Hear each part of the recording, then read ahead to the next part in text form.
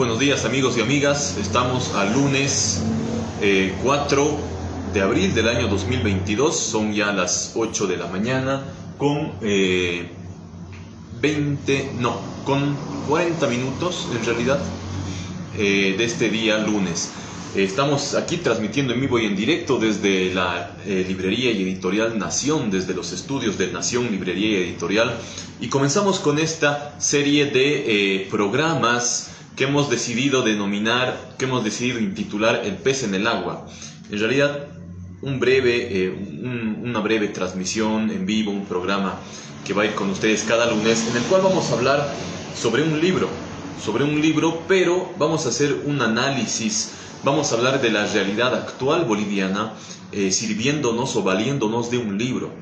Y en este caso hemos decidido ya, para ingresar en materia, a este libro titulado Alto Paraguá, verdaderas guerrillas bolivianas, de don Luis Maizer Ardaya.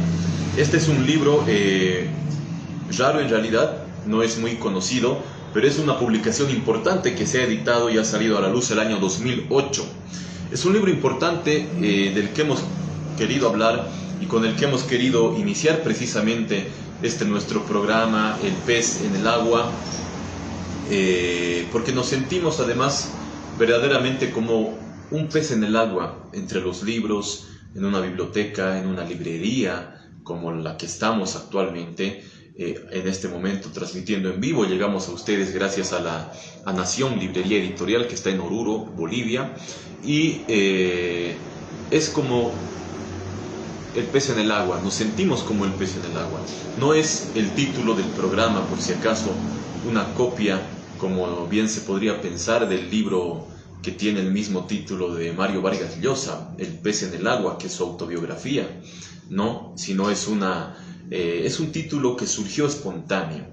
Y como decíamos, nos parece que le va a hacer muy bien a la vida nacional, a la realidad actual, además un poco estancada, confundida en todos los aspectos que hacen al manejo de la cosa pública, y además a la coexistencia, al coestar, como decía Martin Heidegger, el filósofo alemán. Esto del coestar, de la coexistencia, es algo bastante complejo, es algo que debe ser tratado. La sociedad, ¿no? La coexistencia y los extravíos en los cuales ingresan las propias sociedades. Vamos a analizar esta realidad actual, vamos a hablar un poco de Bolivia también, a través de un libro, y el día de hoy lo vamos a hacer a través de Alto Paraguá, verdaderas guerrillas bolivianas. Es un libro muy importante, como su nombre indica, es la historia de las guerrillas, aun cuando el título es un poco superlativo, que tuvieron lugar en Bolivia en la década de los 60, en 1963, a fines de 1963, en el año 1964, en el oriente boliviano, en la frontera ya con el Brasil, en la provincia de Velasco, en la Chiquitanía, en las márgenes del Paraguá, del río Paraguá. Tuvo lugar un levantamiento encabezado por un falangista, en el cual tuvo participación Falange Socialista Boliviana, Luis Maizer Ardaya, que es el autor precisamente de Alto Paraguá, verdaderas guerrillas bolivianas, un libro en el cual se narra y es una crónica cabal de estas guerrillas que en la historia de Bolivia han pasado desapercibidas, pero que han existido guerrillas antes de las del Che Guevara, unos años antes, pero con otro propósito no totalmente, quizá en algo era similar, pero distinto. Era un levantamiento de bolivianos, encabezado, como decíamos, por Luis Maizer Ardaya, y que tenían el propósito de combatir al gobierno de Víctor Paz Estenssoro, del movimiento nacionalista revolucionario, que ya estaba tomando tintes dictatoriales, totalitarios. No olvidemos que Paz Estenssoro en 1964 se hace reelegir, hace una artimaña, interpretando muy subjetivamente la Constitución para prorrogarse y lograrse reelegir. Hace reformar la Constitución, algo muy similar a lo que ocurrió con Evo Morales, ¿verdad? Y ignorando una ley de la historia en ambos casos, lo que ya había pasado con el presidente Hernando Siles Reyes, el padre de Hernán Siles Suazo, que igual por tratar de prorrogarse una vez más, hacerse reelegir, vulnerando la Constitución, es derrocado y expulsado hasta Chile, hasta Valparaíso, en el caso de Hernando Siles. Entonces, lo mismo pasa con Paz Estenssoro, y en este libro narra esas guerrillas del Alto Paraguay, que fueron violentas, hubo bajas mortales, tanto del lado de las Fuerzas Armadas bolivianas, como también de los guerrilleros, ¿verdad? Y su propósito, según ellos dicen, era crear un ambiente de rebeldía en el país para combatir el régimen de Víctor Paz Estenssoro. Y de alguna manera esto se consigue porque en 1964, a raíz de un movimiento ya, un golpe de estado militar, es derrocado Víctor Paz Estenssoro. Un dato importante que nos llama la atención y queremos subrayar aquí es el que va en los anexos. Luis Maízer Ardaya fue luego diputado nacional y el año 2002 pronunciaba en el gobierno de Tuto Quiroga, ya había fallecido el presidente electo Hugo Banzer Suárez. Él pronuncia un discurso y nos muestra que este tema de la asamblea constituyente, de la reforma de la Constitución a través de una asamblea constituyente, de la iniciativa legislativa ciudadana, que antes no existía y que hoy existe. Cualquier ciudadano puede presentar un proyecto de ley y debe ser tratado, debe ser conocido en la Asamblea Legislativa y en el Congreso Nacional. Eso antes no existía, ¿verdad? Y esta idea ya de reformar la Constitución en su totalidad a través de una asamblea constituyente y un referéndum, o sea, la votación de todos los ciudadanos, lo que antes era impensable, ya se había propuesto por parte del diputado Luis Maízer Ardaya y en realidad por parte de Falange Socialista Boliviana, de este partido político fundado por Óscar Únzaga de la Vega. Ya se propuso el año 2002, 4 años antes de que se instale la Asamblea Constituyente, que muchos piensan que es obra del movimiento al socialismo exclusivamente, y esto viene muy bien al canto, ya que hemos estado, recién se han celebrado 27 años, me parece, del movimiento al socialismo, el partido más grande de la historia de Bolivia, como lo han dicho sus principales representantes y todo aquello. Sin embargo, estas reformas estructurales, que son lo que el movimiento al socialismo, por ejemplo, se precia de haber encabezado y de por ello ser el partido histórico más importante de la historia de Bolivia,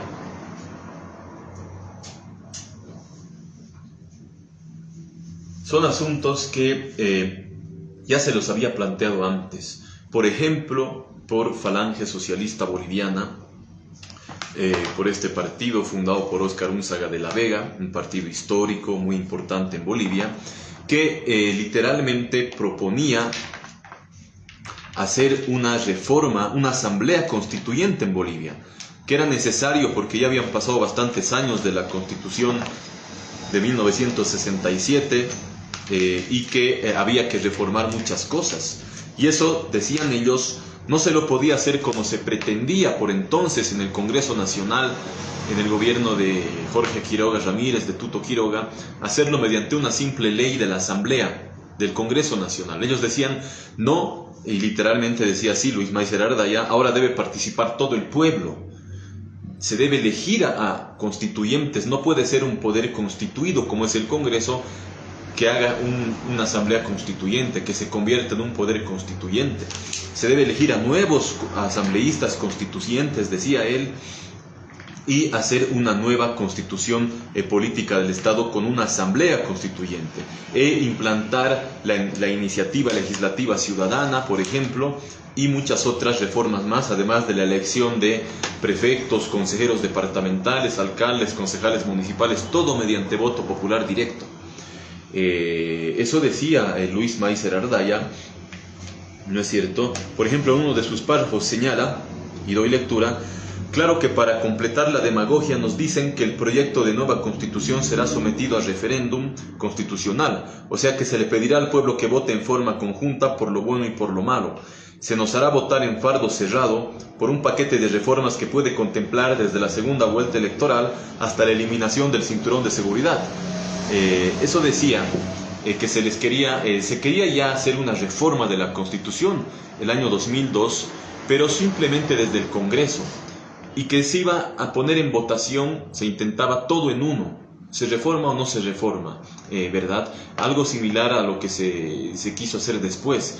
Sin embargo, él se opuso a ello y decía y proclamaba la necesidad de instalar una asamblea constituyente en su totalidad.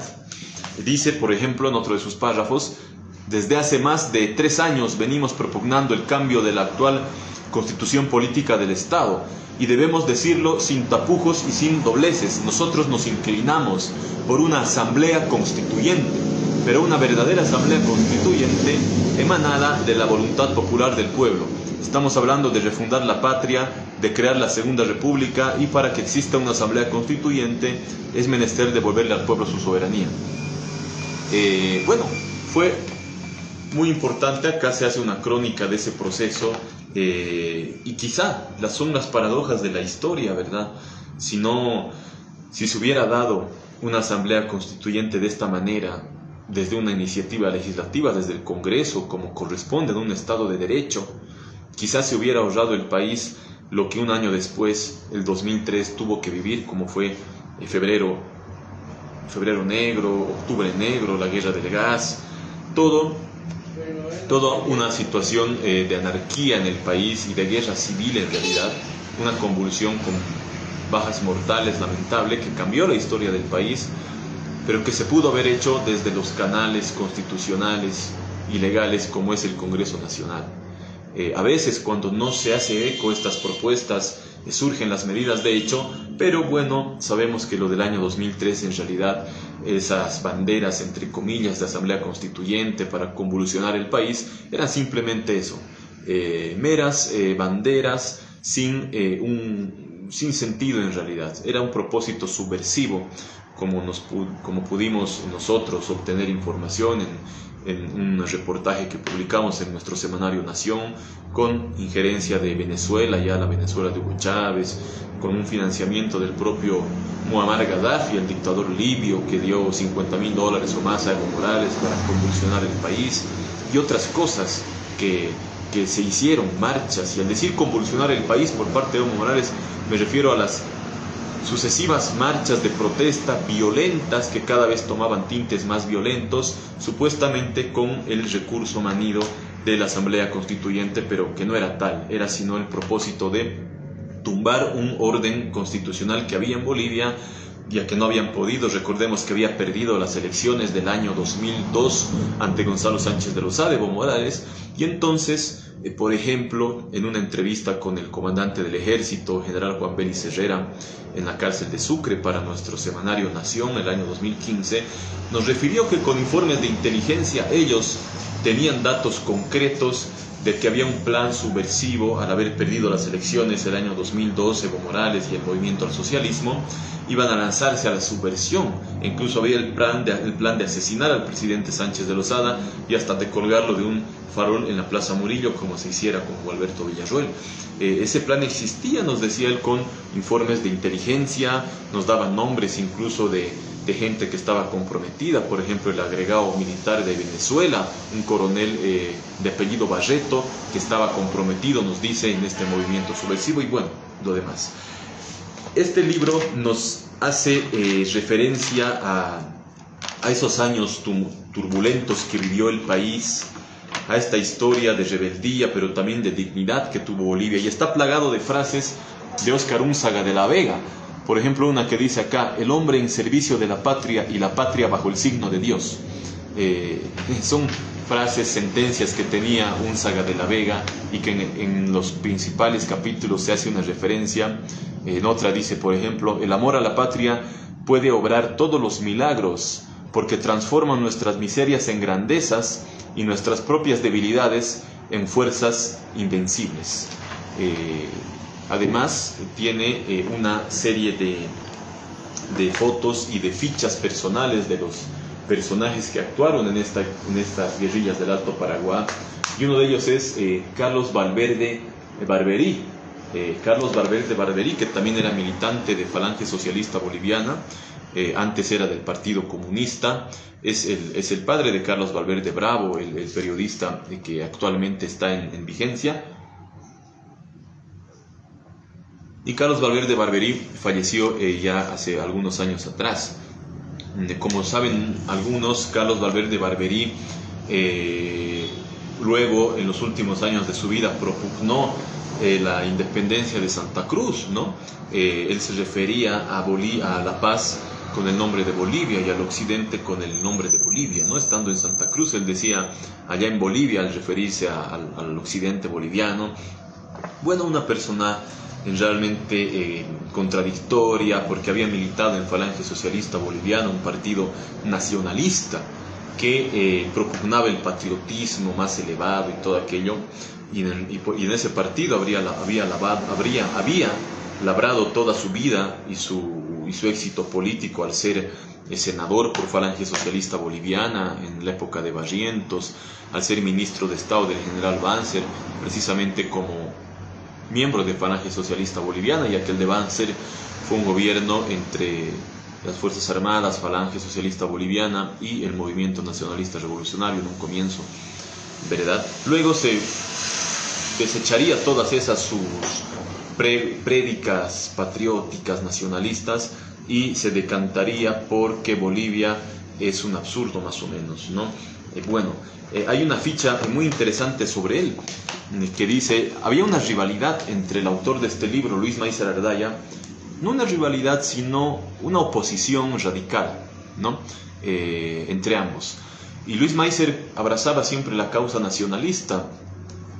Carlos Valverde Barberí dice, nacido en Trinidad Beni el 2 de mayo de 1928, a la edad de 2 años fue llevado a vivir a la ciudad de La Paz por traslado de residencia de sus padres.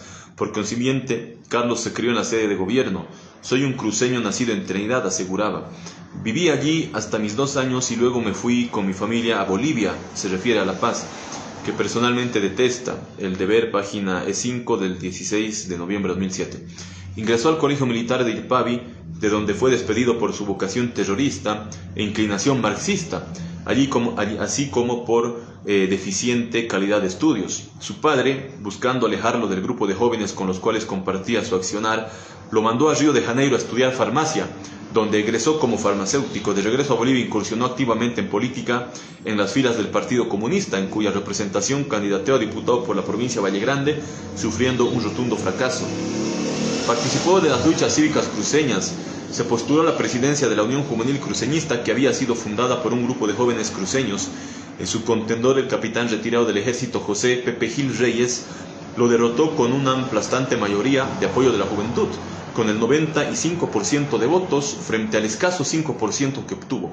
Cumplida la segunda invasión punitiva en contra de Santa Cruz, Valverde, ya casado con una distinguida dama cruceña de la familia tradicional, señorita Nelly Bravo Bacadíes, regresa a Brasil y se radica en la ciudad de Sao Paulo, donde permaneció durante varios años. De allá viajó a Buenos Aires, donde se encontraba exiliado el doctor Mario Gutiérrez, jefe de Falange, para pedirle se lo recibiera como militante de ese partido político.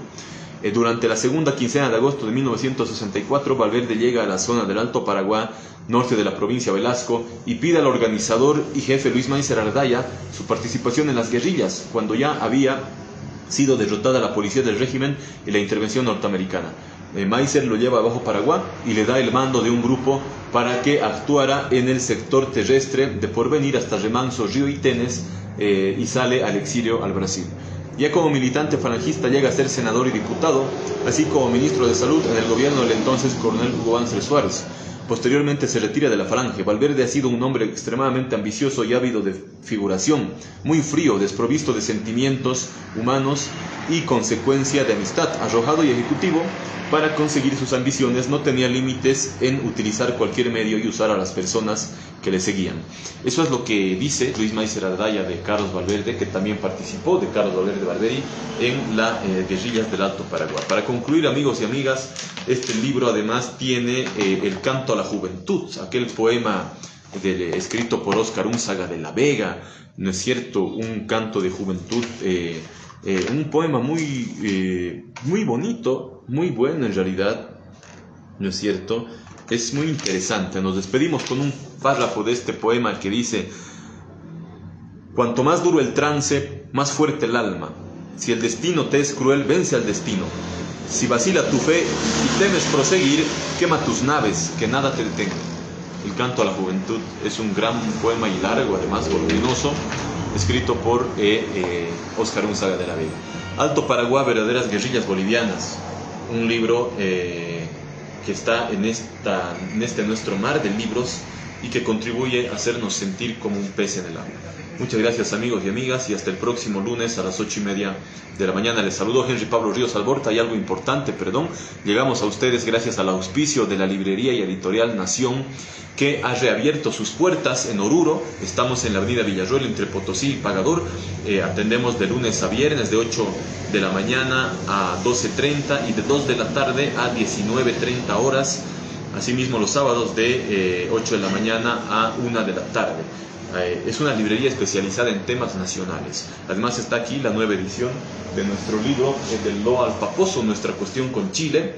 Esta tercera edición ampliada, historia política, diplomática y militar de la Guerra del Pacífico en el frente boliviano-chileno, y además un análisis del proceso en la Corte Internacional de Justicia de La Haya y el porqué del fallo que rechaza lo que solicitaba el gobierno de Bolivia. Hay revelaciones muy importantes y se muestra la forma en que se puede corregir y cómo no desahucia, no elimina el derecho boliviano aquel fallo de la Corte, como algunos vienen diciendo. Gracias, amigos, y hasta el próximo lunes.